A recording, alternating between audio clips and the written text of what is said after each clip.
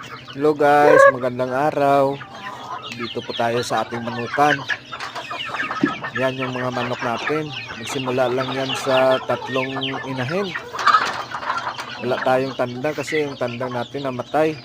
Meron pa tayong tandang dito na parang hulo siya. May lahi po sa Rhode Island.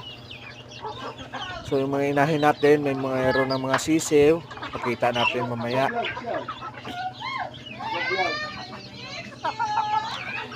So, pakita natin yung ating mga inahin na meron na pong sisiw. Ito po yun. Ito po, nasa 3 weeks na po yung kanyang sisiw. Tapos meron din tayong isang inahin dito na 1 month old na yung sisiw niya. Hindi pa natin hinihiwalay sa kanyang sisiw. Tapos yung isa, meron pa tayong 2 days old na sisiw. So yan yung mga inahin natin, 3 po sila. Yung kanina, yun yung mga anak nila. So yan lang po.